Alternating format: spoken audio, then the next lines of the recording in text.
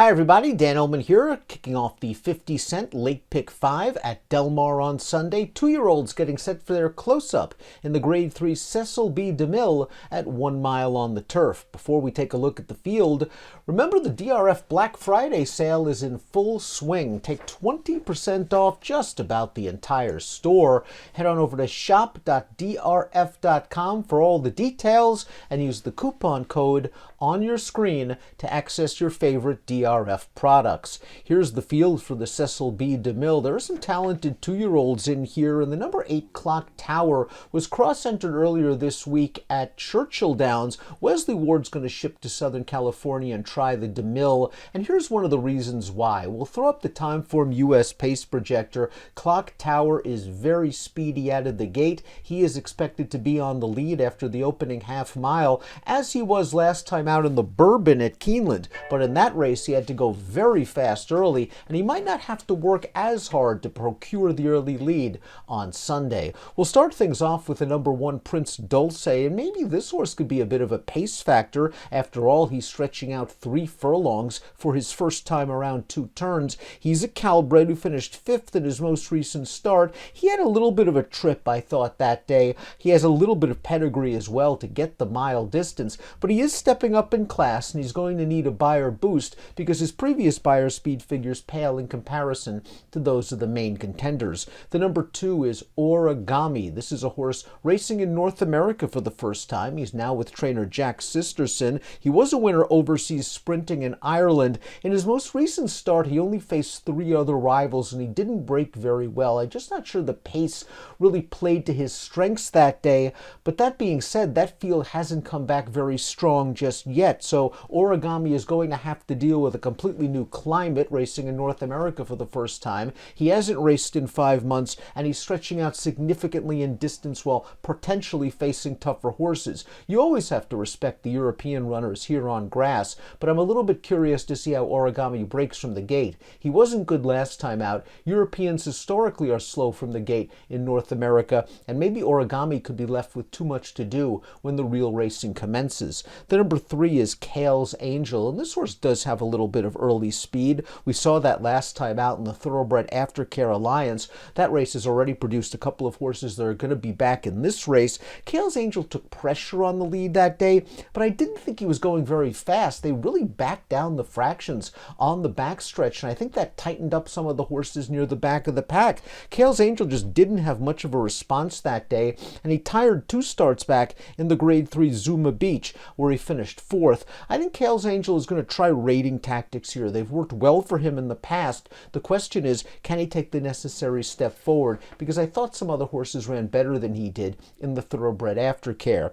Scipio, I think, was one of those horses. Now, he is a 1-run late closer that is completely dependent on pace and race luck. He didn't get much pace last time out, and he certainly didn't get much luck. If you get a chance to watch the replay, you'll note that Scipio was just buried down inside, on hold behind horses, all the way through the second turn and into the stretch. He had to then alter course down towards the inside very late in the game, and he was running late to only be beaten 2 lengths. Similar situation in the Del Mar Juvenile Turf, where he was far back, and he came with a good strong late run to miss by a length. I think the pace will be fair for Scipio this time out, and if Flavien Prat can get him to the outside here for a clear run, we might see his best with a late kick. The number 5 is Laszlo, coming off a 3rd place effort at Woodbine last time out, and Laszlo ran in a first level allowance race, and it just hasn't come back very strong just yet. I think you have to be a little bit concerned about the quality of competition he was facing in this race,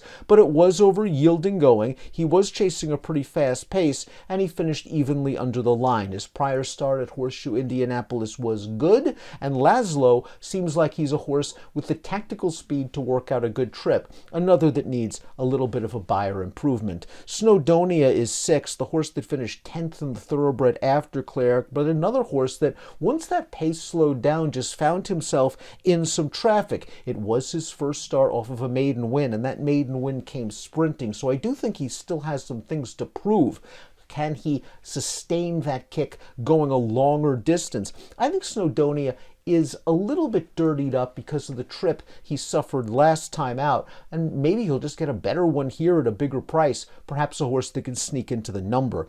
The 7 is Game Warrior, and we're going to watch his most recent race, his maiden win going a mile at Del Mar on Halloween. I thought this horse all in all worked out a pretty decent trip from close to the pace. He gets to the outside, and he's going to get up to win by 3/4 of a length, and he paid $64 that day. Game Warrior, another horse that's going to be facing much tougher competition in his first start against winners, but a horse that certainly likes the course and trip and does appear to have some tactical speed.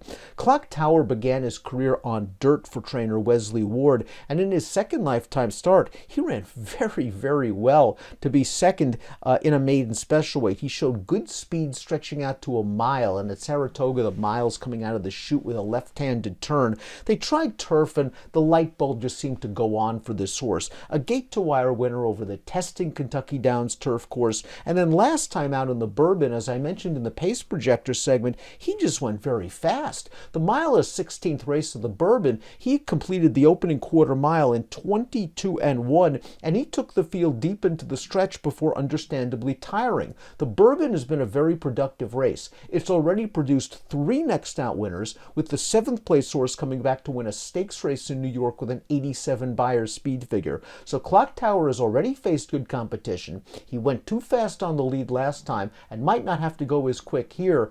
He's a very strong contender off that 74 Beyer speed figure.